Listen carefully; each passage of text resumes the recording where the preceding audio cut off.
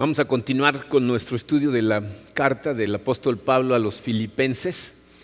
Hemos estudiado ya varios conceptos en esta carta y el día de hoy nos vamos a enfocar en uno. De hecho, aunque no lo puedan creer, hoy nada más vamos a ver un versículo de esa carta, pero que contiene un concepto que es verdaderamente crucial para nosotros como cristianos, no nada más entenderlo intelectualmente como lo hacen muchas personas, sino vivir exactamente de la manera en que esto nos enseña a vivir, que es lo que le da gloria a Dios realmente. ¿Okay? Vamos a leer el versículo, vamos a orar y vamos a platicar al respecto. Filipenses capítulo 3, versículo 12, dice el apóstol Pablo: no es que ya lo haya conseguido todo o que ya sea perfecto. Sin embargo, sigo adelante esperando alcanzar aquello para lo cual Cristo Jesús me alcanzó a mí. Vamos a orar. Padre, te damos gracias, Señor, por tu amor. Te damos gracias por una oportunidad más que tenemos cuando nos regalaste este nuevo día de conocerte mejor, de acercarnos a ti, de escudriñar tu palabra y sobre todo, Señor, de permitirte a ti entrar a nuestro corazón a hacer las transformaciones que son necesarias, toda la remodelación o destrucción total de la casa y reconstrucción desde el fundamento para que podamos vivir de manera que te glorifique a ti, Señor. Estamos dispuestos a recibir tu palabra, Señor. Te pedimos que nos transforme en el poderoso nombre de tu Hijo Jesucristo. Amén. Bien. Miren, no conozco a todos personalmente, muchos de ustedes nos conocen. Como saben, nosotros tenemos 4 hijos. La mayor y la menor son mujeres, los 2 de en medio son hombres. En nuestra casa, desde que nuestros hijos eran muy chiquitos, siempre fuimos muy amorosos con ellos. Es una herencia que viene de mi padre. Mi padre fue un hombre muy amoroso, se la pasaba abrazando y besuqueando a todos sus hijos y luego a sus nietos y nos decía cuánto nos amaba todo el tiempo. Y eso se nos pasó a nosotros se lo pasamos a nuestras parejas, que la familia de Karina no eran muy de te quiero mucho, te amo y abrazos, y ella ahora lo es con ellos, ¿no? Entonces son cosas que se van pasando, ¿okay? Pero una de las cosas que nosotros tratamos de hacer con nuestros hijos es que comprendieran desde muy chiquitos que nuestro amor por ellos no estaba condicionado a su comportamiento. O sea, era importante para nosotros que entendieran que les íbamos a enseñar a comportarse correctamente. Había reglas muy claras en nuestra casa de comportamiento, pero nunca quisimos que ellos de alguna manera relacionaran el amor que recibían de nosotros con su comportamiento. Recientemente hemos tenido situaciones muy, muy complicadas estos últimos meses, es la razón por la que hemos viajado tanto. Por fin regresamos a nuestro hijo, el mayor, a vivir a los Estados Unidos y la transición ha sido muy difícil y ha sido una de las etapas más complicadas que hemos experimentado con él, porque los cambios, sobre todo sin tener vista, son cosas que le causan miedo. Y como muchos de nosotros, el miedo generalmente lo convertimos en enojo. No sé si lo han notado, pero la siguiente emoción que sigue al miedo generalmente es el enojo, ¿no? ¿Alguna vez alguien ha llegado por atrás y los ha espantado? ¡Oh, no! Se volteas, ¿quieres ahorcar a alguien? Bueno, pues eso es normalmente lo que sucede. Entonces, después de varios encuentros bastante complicados y tensos que tuve con él mientras estábamos allá en Estados Unidos, después Marco me mandó un mensaje, me pidió una disculpa. No, me dice, yo sé que tú todo lo que estás tratando de hacer es de ayudar, no debería de ser tan agresivo, perdóname, ¿no? Y entonces le dije lo que siempre le digo: Marco, yo te amo, no porque te portes bien, no porque las cosas sean fáciles, sino porque eres mi hijo, siempre te voy a amar. Sería más fácil y más disfrutable nuestra relación si los dos nos comportamos civilizadamente, pero mi amor por ti no va a cambiar. Platicábamos cómo yo no entendí el amor que mis padres me tenían hasta que tuve hijos, ¿no? Porque entonces entiendes, ¿no? Dices, o sea, es ese amor, ¿no? En donde sientes la alegría de saber que el amor de alguien por ti no depende de lo que haces, ¿no? Entonces cuando estaba pensando en eso, obviamente el siguiente pensamiento que llegó a mi cabeza fue: así es el amor de Dios. Si el amor de Dios no está condicionado a mi comportamiento. Y curiosamente, eso que acabo de decir es algo que a muchos cristianos les cuesta mucho trabajo asimilar, mucho trabajo vivir de acuerdo a esa creencia. sea, yo no sé cuál es tu historia de salvación. Sé que cada uno tuvimos una historia diferente, somos gente diferente. Dios nos encontró en lugares diferentes, en situaciones diferentes. Pero sé que, fíjense, la gran mayoría de la gente, Dios nos encontró en medio de un tiradero o viviendo totalmente en el mundo, ¿no? Y el problema es que muchos de nosotros vimos nuestra salvación como el método para salir del tiradero, ¿no? Muchas personas como que pensaron que en el momento de su salvación llegaba de forma instantánea su santificación, ¿no? O sea, creo en Cristo, entonces quedo totalmente transformado, ya no voy a tener que luchar con tentaciones, ¿no? De forma instantánea. Si tú llevas cierto tiempo viniendo a esta iglesia con nosotros, sabes que eso no es lo que enseña la Biblia, pero me he encontrado con mucha gente que eso es lo que piensa que sucede. Una vez, de hecho, en una de las clases de introducción a comunidad de fe, les estaba yo diciendo a las personas, tú entregas tu vida a Cristo y tu justificación es instantánea, pero inicia un proceso de santificación que va a durar toda tu vida porque el enemigo te va a seguir tentando. Las tentaciones simplemente se transforman, ¿no? Cuando tienes victoria sobre algunas, pues te manda a otras. Y un muchacho levantó la mano y dijo, ¿qué? ¿Toda la vida? O sea, ya acepté a Cristo y de todas maneras voy a seguir siendo tentado. Estaba frustradísimo, ¿no? Porque pensaba que ahí se acababa todo, ¿no? Pero piensa en lo que está diciendo el apóstol Pablo precisamente en este versículo que leímos. Fíjense, vamos a leerlo otra vez.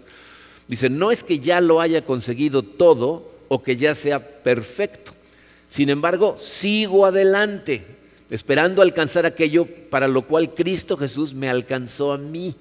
¿Por qué dice el apóstol Pablo que tiene que seguir y seguir y seguir hacia adelante persiguiendo a Jesús con tantas ganas? Porque el apóstol Pablo conoce su propio corazón.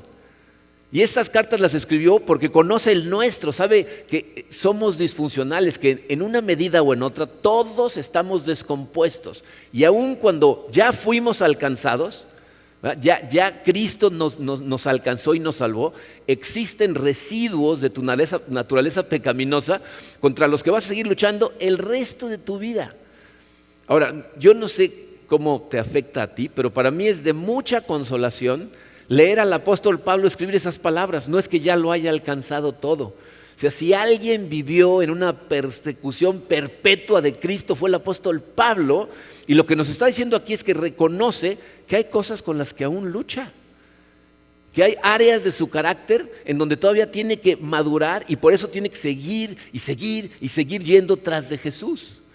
Fíjate, si tú piensas en este versículo en relación a tus luchas personales, yo no sé cuál es tu lucha personal. Todos tenemos ciertas cosas contra las que luchamos que nos cuestan más trabajo esas cosas que otras.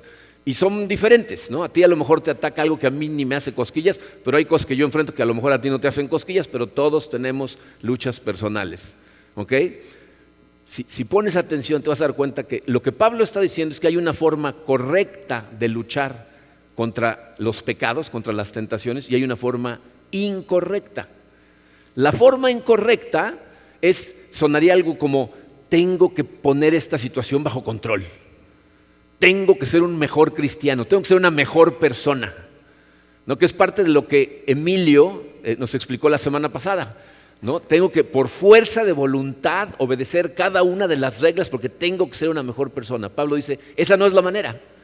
La manera correcta de enfrentar nuestras tentaciones es perseverar en Jesús, perseguir a Jesús, acercarte más a Jesús y después de hacerlo otra vez seguir perseverando cada vez más. Fíjense lo que el mismo Pablo dice en su segunda carta a los Corintios, en el capítulo 3, versículo 18, dice, por lo tanto, todos nosotros que contemplamos la gloria del Señor a cara descubierta como en un espejo, somos transformados de gloria en gloria en la misma imagen, como por el Espíritu del Señor. ¿Qué está diciendo Pablo? Que es contemplando la gloria del Señor directamente, que Él nos va transformando poco a poco de gloria en gloria, pero por el Espíritu del Señor. O sea, mientras más estamos nosotros conectados y persiguiendo a Jesucristo todo el tiempo y contemplando su gloria, le estamos permitiendo transformarnos. Entonces, los que reconocemos que fuimos quebrantados en Cristo, debemos mantenernos buscándolo. ¿Para qué? Para que su poder destruya cada vez más todas esas ataduras que tenemos por dentro que nos esclavizan. Entonces, ¿cómo vencemos al pecado? Únicamente buscando a Jesús, conociéndolo mejor, siguiéndolo con todo nuestro corazón. Si nosotros, los quebrantados de corazón, vamos a Jesús con fe, lo que vas a recibir es la gracia que es más que suficiente para perseverar en Él. Y es lo que te va transformando. Por eso la Biblia dice que Jesús es suficiente. Porque mientras más persigues a Jesús, más gracia te da, que te da más poder de transformación. Y por si fuera poco, la Biblia nos dice que Jesús conoce nuestras batallas.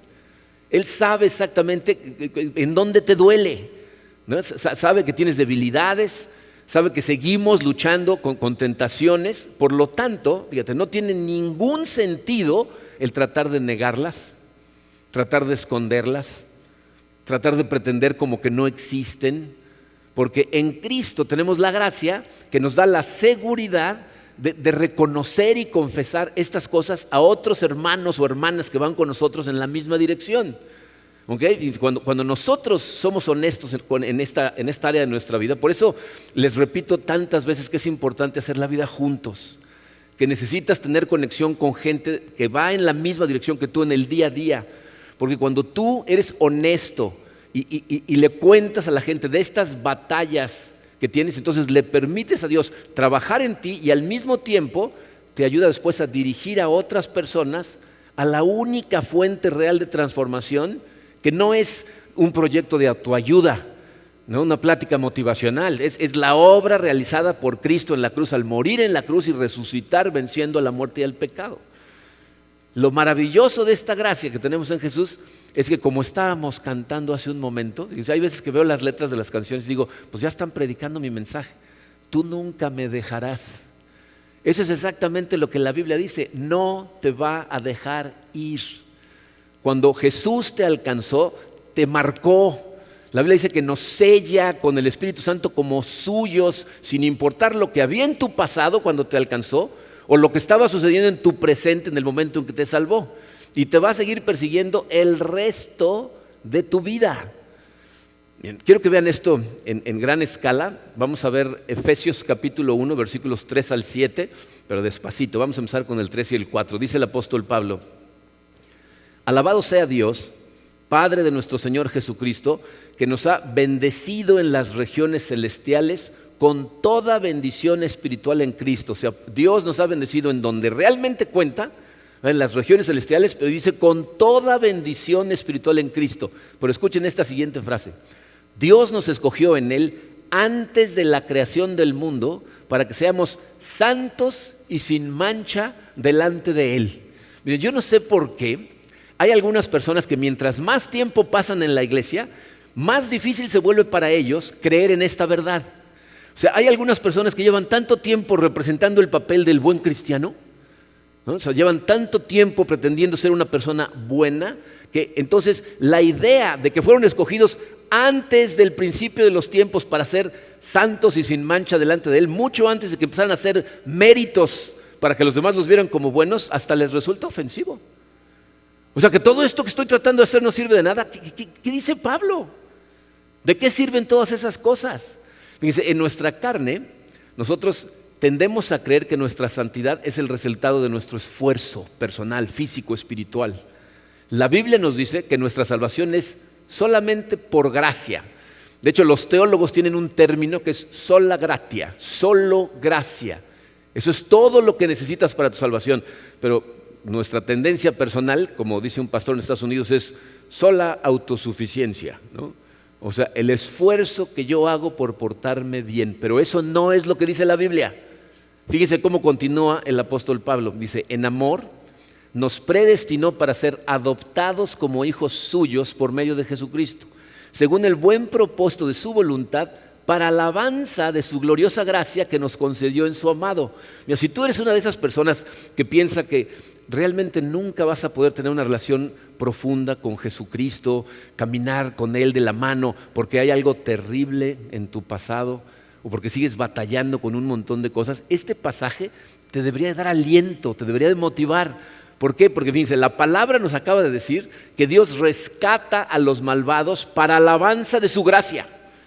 O sea, no lo hace por ti, lo hace por Él. Dice, para que la gente vea, mi gracia en acción en una persona que no se la merecía. Piensa en lo que esa gracia significa. Fíjate, esa gracia es la misma gracia con la que Dios, cuando escogió a David para ser el rey de Israel, que era apenas un niño, que era pastor, tocando el arpa ahí, cuidando las ovejas de su padre, ¿verdad? Dios le dijo, tú eres mío.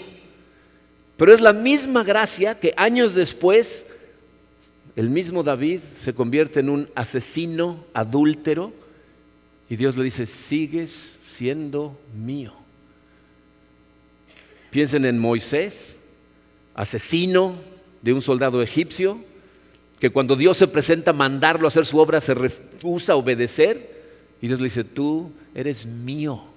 Piensen en Pablo, perseguidor y asesino de la iglesia, al que Dios encuentra en el camino de perseguir a cristianos para arrastrarlos a la cárcel o matarlos, y le dice, tú eres mío.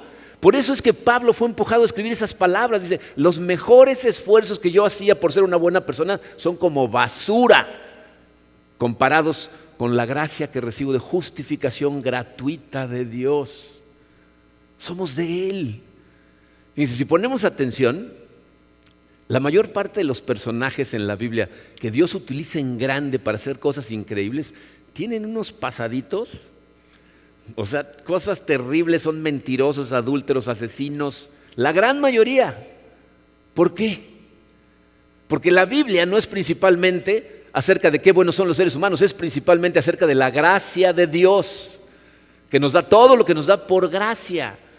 Entonces es una verdad asombrosa que el Dios del universo nos marcara como suyos, nosotros terribles pecadores, pero aparte nos diga, y te amo, y hasta me caes bien, ¿no? O sea, esto es increíble. Fíjense cómo termina Pablo ese pasaje en el versículo 7, dice, en Él tenemos la redención mediante su sangre, el perdón de nuestros pecados conforme a las riquezas de la gracia. Es decir, ¿por qué nos redimieron? ¿Por qué alguien pagó el precio por nosotros? Por la sangre de Cristo, ¿no? ¿De dónde vino el perdón de nuestros pecados? De la riqueza de la gracia de Dios.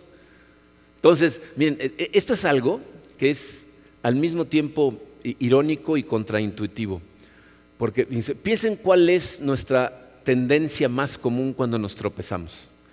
O sea, cuando de repente viene una tentación, ¿no? O sucede una situación que te hace explotar, o haces algo que tú sabes que está mal, nuestra tendencia más común es salir corriendo de Dios.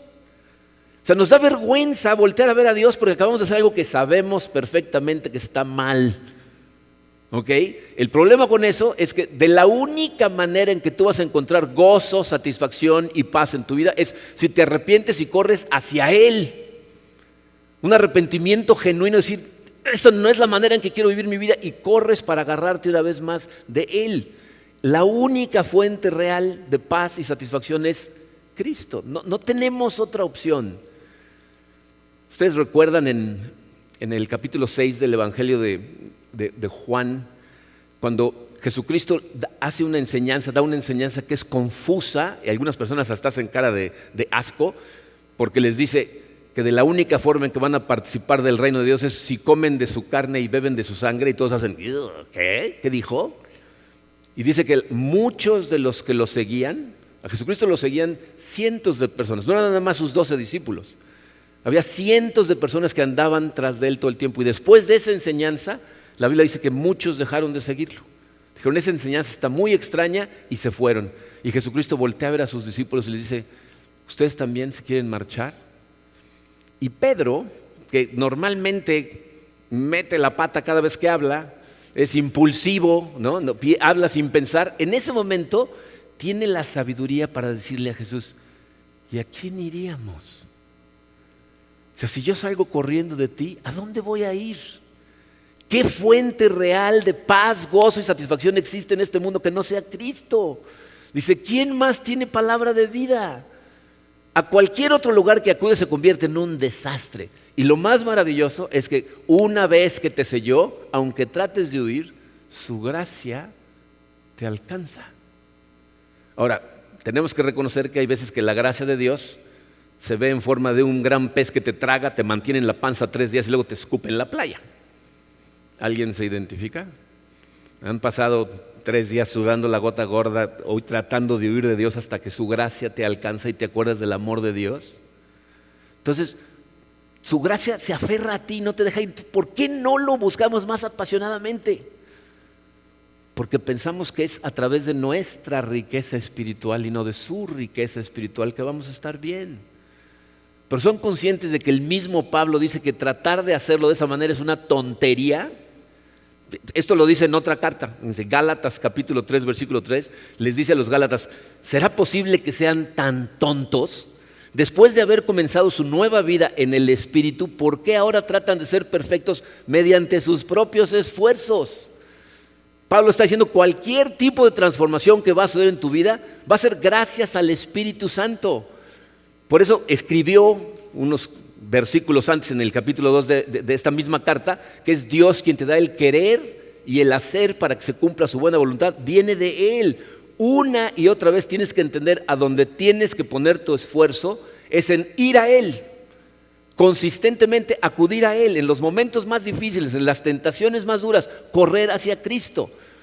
Evidentemente es necesario, es bueno vivir una vida disciplinada cuya base y objetivo es conocer a Jesús más plenamente. O sea, tenemos que poner un esfuerzo en acercarnos a Él, estudiar su palabra, etc. Pero jamás olvides que Él te buscó a ti primero. Él te amó a ti primero. Él te escogió a ti, no tú a Él. Mucha gente piensa: ay, yo escogí ser cristiano. No es cierto. Él te escogió, Él te tocó, Él te selló, Él te llamó y ahora puedes correr a Él porque Él te llamó. Fíjense, vamos a regresar a nuestro versículo. Quiero que noten el tiempo en el que están los verbos que utiliza Pablo. Filipenses 3:12 dice: no es que ya lo haya conseguido todo, que ya sea perfecto, sin embargo sigo adelante esperando alcanzar aquello para lo cual Cristo me alcanzó a mí. O sea, Pablo dice: yo sigo adelante en presente porque Cristo ya me alcanzó en pasado.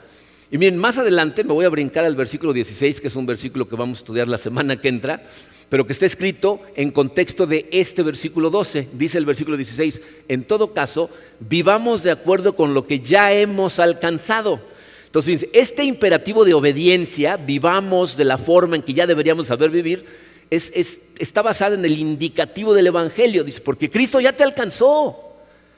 O sea, ya no tienes que estarte preocupando por si te alcanza o no te alcanza, ya te alcanzó. Entonces sigue hacia adelante y no te rindas.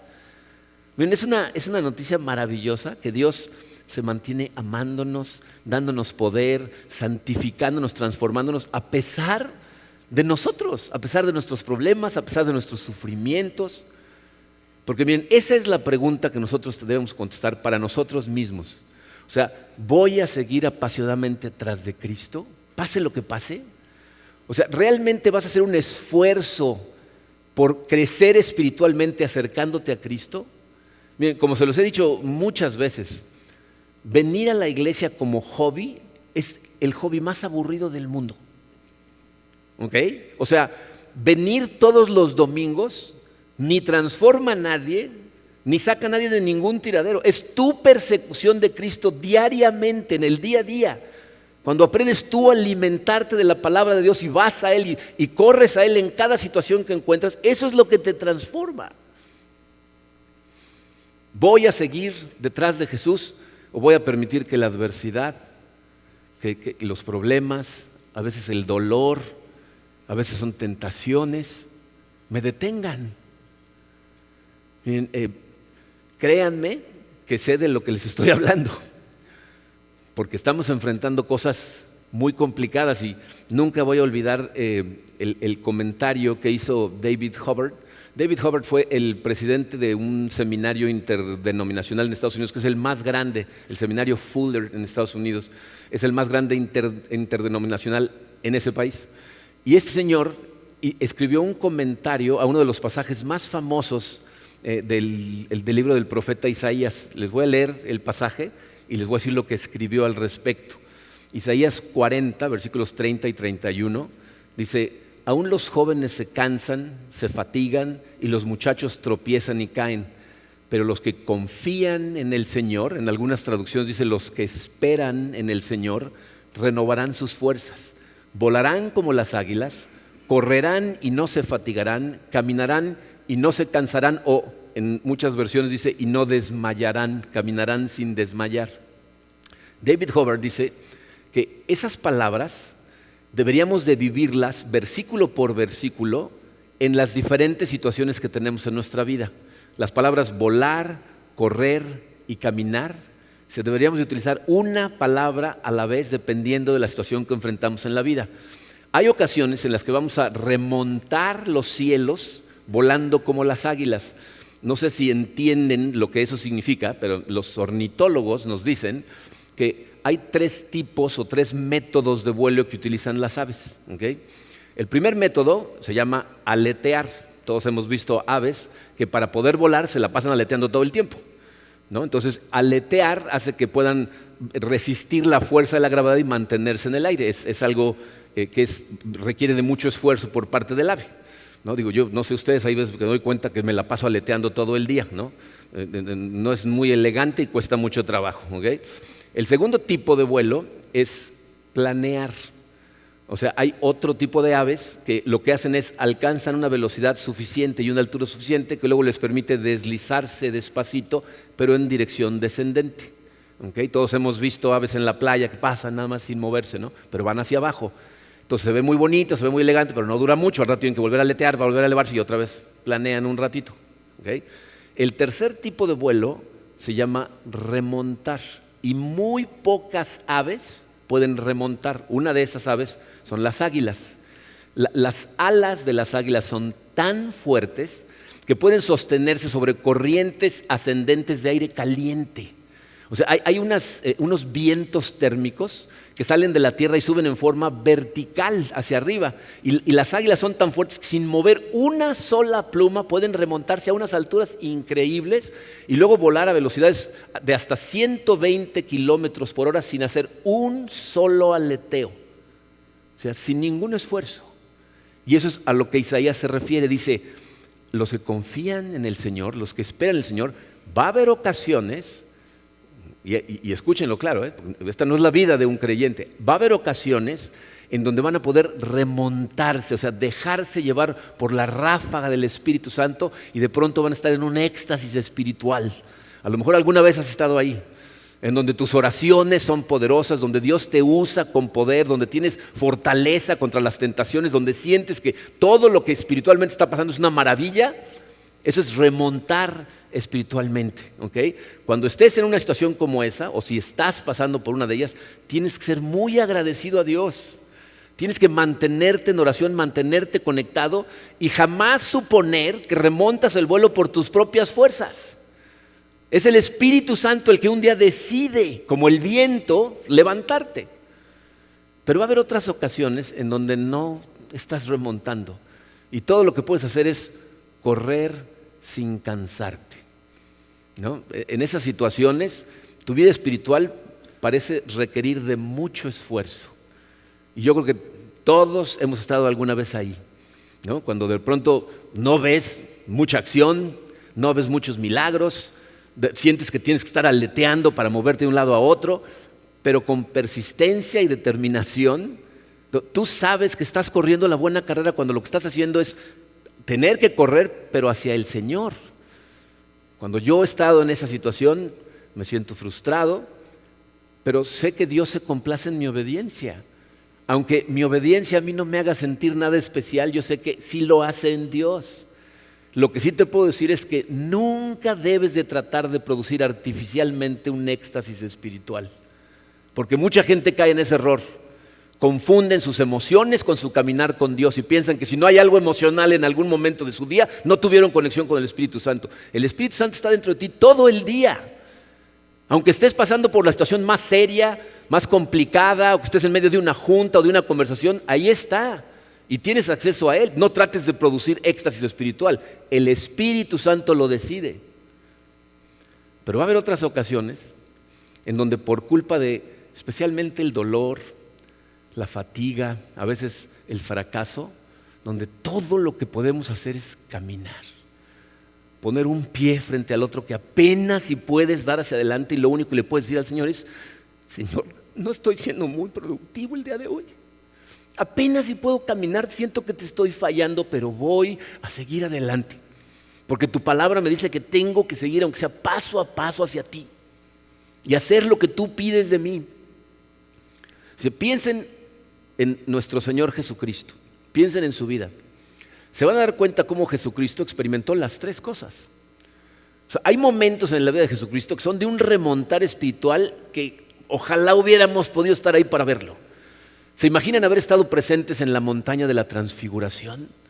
Cuando la deidad de Jesucristo ya no la pudo contener y de pronto se transforma y brilla más brillante que el sol.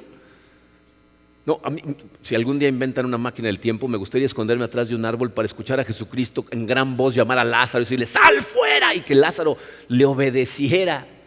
O sea, ver esas cosas, esos eran remontajes espirituales. ¿Te imaginas verlo caminando sobre el agua en medio de una tormenta rugiendo y él impasible como si nada? Ahí estaba remontando espiritualmente, pero hubo épocas en la vida de Jesucristo, en su ministerio, en donde la vida fue muchísimo más difícil y lo que hacía entonces era correr espiritualmente. ¿Se acuerdan de él llorando de la frustración viendo a Jerusalén, a quienes está tratando de atraer hacia sí, pero se rehúsan? O la frustración que de repente siente cuando se da cuenta que sus discípulos están creciendo a velocidad de tortuga. Tampoco ustedes entienden, aunque les estoy explicando con manzanas y naranjas. O la oposición permanente de los que se supone que son los líderes espirituales del momento, que están planeando cómo matarlo, cuando él está tratando de explicarles la verdad. Ahí Jesucristo nada más podía correr y corría, Pasó corriendo casi todo su ministerio. Pero cuando llegó el momento de tomar el camino del Calvario, todo lo que pudo hacer fue caminar. Y se cayó, pero se volvió a levantar. Y paso a paso siguió caminando hacia el Calvario, en obediencia a su Padre. Cuando te encuentres en medio de la adversidad y del dolor, miren, es cuando la vida es más difícil para nosotros, que nos dan ganas de renunciar, nos dan ganas de tirar la toalla. Pero es precisamente en esos momentos que tienes que dar un paso de decir, no voy a renunciar, no me voy a detener, voy a seguir persiguiendo a Cristo. Jesús siguió paso a paso hasta el Calvario y pagando un precio que es incomprensible para nosotros, logró el éxito más maravilloso para todos los que pusimos nuestra fe en Él, que es el triunfo sobre la muerte y el pecado, y compró vida para todos nosotros. Entonces, cuando te encuentres en esos lugares tan oscuros, tan difíciles, acuérdate, caminar también cuenta. No nada más remontar y correr, dar un solo paso a los ojos de Dios también cuenta. Bien, tengo que confesarles que estos últimos 2 meses realmente han sido muy, muy difíciles para Karina y para mí. Una situación problemática y muy tensa cuando llevamos a Marco allá a Estados Unidos, que a mí me había estado desgastando y distrayendo de una manera bastante pronunciada. Aunque yo no dejo de leer mi devocional, de orar, de acudir a Dios, hubo momentos en donde me sentía totalmente frío y desconectado. Y le pedí a Dios, le dije, oye, necesito que me ayudes aquí porque yo por más que estoy tratando de hacer, no puedo, ¿no? Y como Dios normalmente responde, en mi siguiente devocional me mandó una de esas pepitas de oro que todos necesitamos recibir de la Biblia de vez en cuando, en un devocional que estaba titulado Un ancla para tu alma. Y está basado en Hebreos 6:19. Hebreos 6:19 dice, tenemos como firme y segura ancla del alma una esperanza que penetra hasta detrás de la cortina del santuario. ¿Se dan cuenta lo que dice ese versículo? O sea, tú y yo, si tú has puesto tu fe en Jesucristo, estás anclado hacia arriba, hacia donde está Dios sentado en el lugar santísimo, el de a de veras. O sea, el lugar santísimo que crearon en el templo en la tierra era una sombra de las realidades espirituales en el cielo, en donde Dios está en el lugar altísimo. Y este versículo dice, tu alma está anclada al Dios del universo, al Rey del universo sentado en su trono. Entonces, aunque las tormentas rugen con furia a tu alrededor y los vientos de vez en cuando te tiran, sigues anclado a Él, al Dios Todopoderoso. Entonces, imagina tu alma. Dios te tiene agarrado de ella y recuerda que el agarre de Dios hacia ti es mucho más fuerte que tu agarre hacia Él. Él no te va a soltar, no te va a dejar. Y hay veces que nosotros nos soltamos y entonces ¿qué hace Él? Nos vuelve a jalar. Yo estoy convencido cuando leí ese versículo de que Dios está confiando en Él y no en mí para llevarme seguro a casa. Al final del día el que me tiene agarrado es Él. Él quiere que trabaje en el cumplimiento de sus propósitos y lo hago. Pero créanme que seguir adelante, dar pasos, haciendo las cosas que Dios pone en mi corazón, mientras el enemigo está tratando de robarme el gozo, de matar mis sueños, de destruir mi sentido de propósito, es lo que más me ha llevado a caer de rodillas en oración. Y es lo que debe hacer por todos nosotros. Cuando estás remontando es una maravilla, cuando estás corriendo te cansas, pero cuando nada más puedes caminar, necesitas recordar, tienes que ir a Él porque ya te alcanzó. No te va a soltar, no te detengas, no dejes de dar pasos.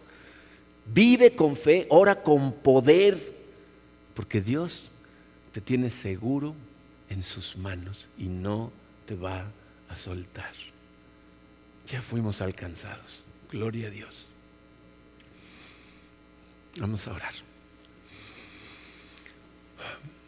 Padre, Señor, gracias por tu palabra, gracias por tus enseñanzas, pero sobre todo, gracias por ser el Dios que eres. Gracias porque en tu palabra nos revelas cómo tú eres el que nos persigue a nosotros, el que nos escoge y el que nos sostiene con su diestra poderosa. Gracias, Señor, que tienes tomada mi alma y tú eres el ancla. Las anclas son diseñadas para soportar tormentas y tú como ancla eres el ancla más poderosa del universo. Gracias, Señor, por sostener mi alma y por sostener el alma de todas las personas que hemos puesto nuestra fe en ti. Ayúdanos siempre a tenerte a ti en mente, en los momentos difíciles, en los momentos oscuros, en los momentos dolorosos. Ayúdanos siempre a voltear hacia ti, Padre. Y aun cuando nos tropecemos y nos equivoquemos, ayúdanos de inmediato a arrepentirnos, a reconocer nuestro error y correr hacia ti. Gracias por alcanzarnos, Padre. Te damos a ti toda la gloria, toda la honra, en el poderoso nombre de tu Hijo Jesucristo. Amén.